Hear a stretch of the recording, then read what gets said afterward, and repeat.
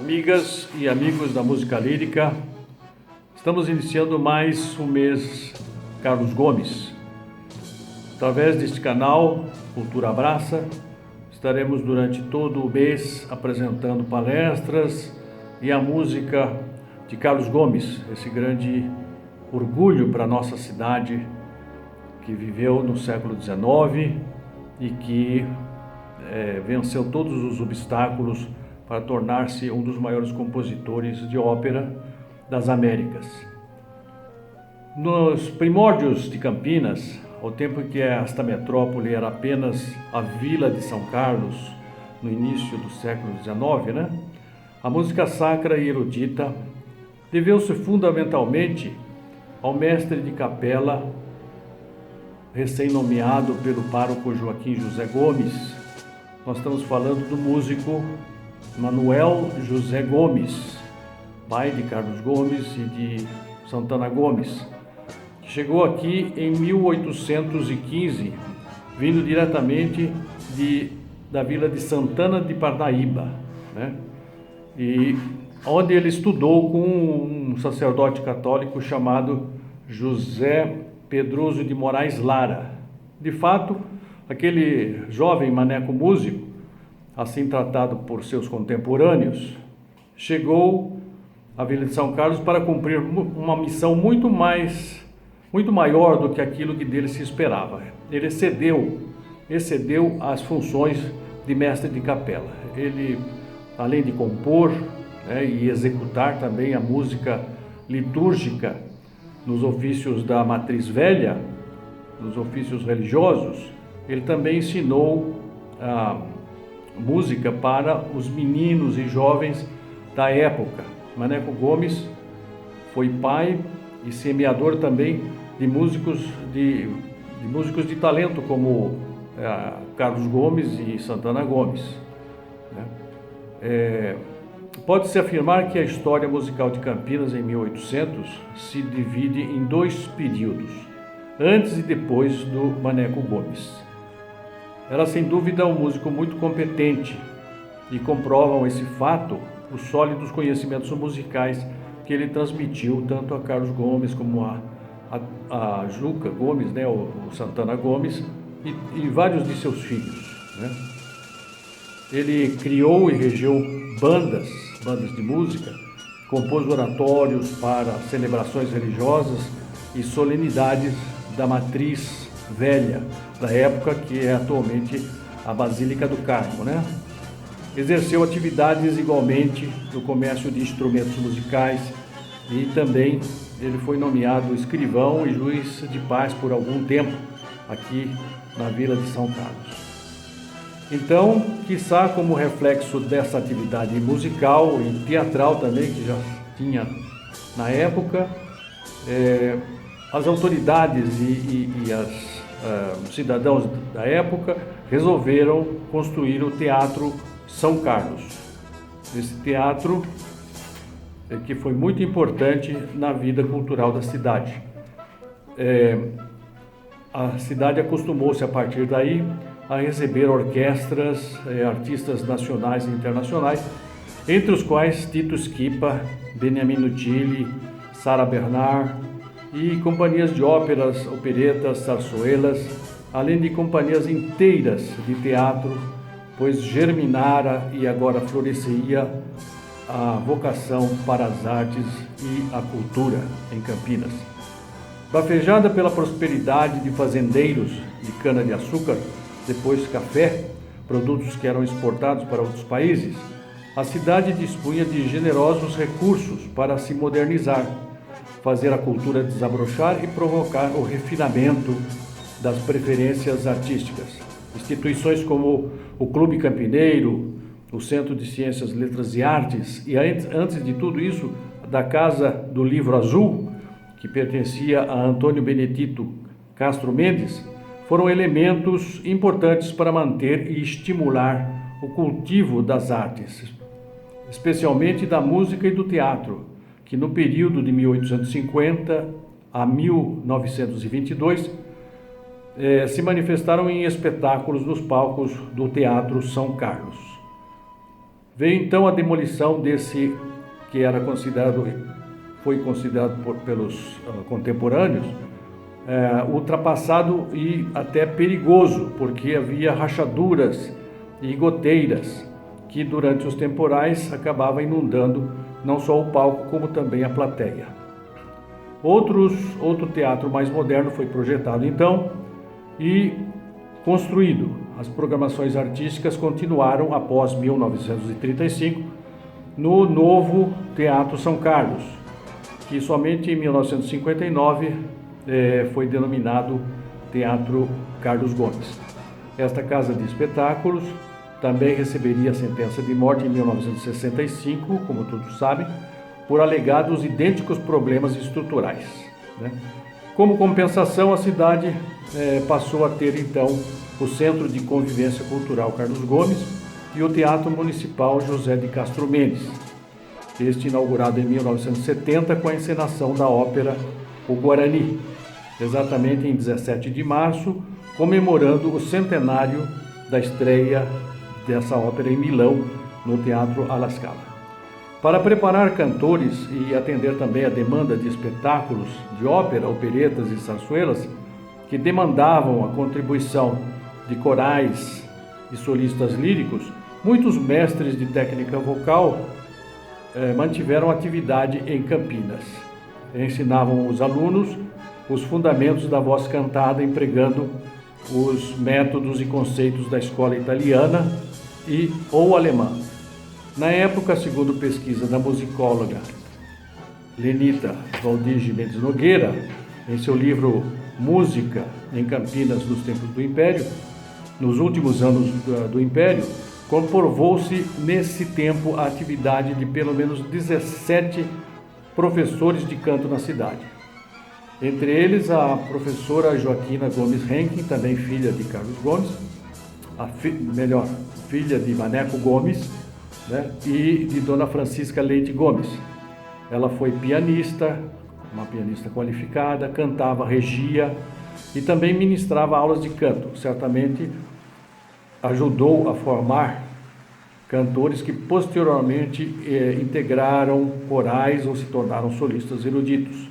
Mudou-se, premida pela epidemia da febre amarela, para a cidade de Ribeirão Preto, onde continuou as suas atividades de ensino.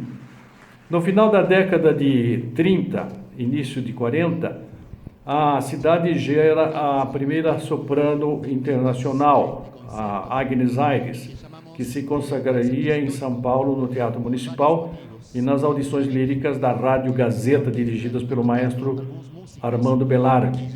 Depois ela seguiu para a Itália e cantaria nos principais teatros, óperas como Rigoletto, La Traviata, Lucia di Lammermoor, entre outras. Esse mesmo caminho foi cumprido anos depois pela soprano Neide Thomas, também oriunda de família de Campinas, e nos anos de 50, por Nisa de Castro Tanque, prodigiosa soprano consagrada com a primeira gravação em disco da Il Guarani, ao lado de primoroso elenco e regência de Armando Belardi. Em 1927 é criado o Conservatório Carlos Gomes, que tem sido grande centro preservador da obra gomesiana. Aqui vai a nossa homenagem a Leia Zingiati, que também durante muitos anos foi uma incentivadora das semanas de Carlos Gomes, do mês de Carlos Gomes, né, que atualmente até está ativa e sempre encorajando essas iniciativas. Na década de 40, encontramos em Campinas escolas de canto do maestro Giuseppe Manfredini, da professora Eli Faschinelato, professor Silvio Bueno Teixeira, Tiana Amarante, Nisa de Castro Tanque, né, como acabei de comentar. Inúmeros outros mestres aqui mantiveram suas escolas de canto, né? E todo esse cenário, todo esse contexto desaguaria em 1970 no curso de canto e regência da Unicamp, que confere hoje maior nível, maior qualidade às vozes vocacionadas que são desejosas de trilhar os árduos caminhos da ópera. A Semana Carlos Gomes foi criada na Lei Estadual 3363 de junho de 1956, regulamentada por iniciativa do deputado campineiro Lito Marcondes, Manuel Alexandre Marcondes Filho, chamado de Lito Marcondes, assim, na intimidade, né, entre seus amigos. A organização artística Jussara, criada pelo professor e baixo Alberto Bedaljon, desempenhou na década de 50 e 60 importante papel na organização das Semanas de Carlos Gomes, estimulando a realização de concursos de banda, desfiles escolares pelas ruas da cidade, concursos de vitrines e além de espetáculos líricos.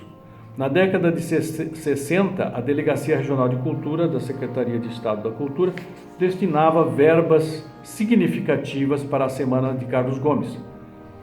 Custeava com esses recursos recitais de cantores líricos, concertos da Orquestra Sinfônica do Estado, que vinha a Campinas, e em 1996 a Câmara Municipal de Campinas, por iniciativa do vereador saudoso Romeu Santini, tornou lei municipal a comemoração a Carlos Gomes.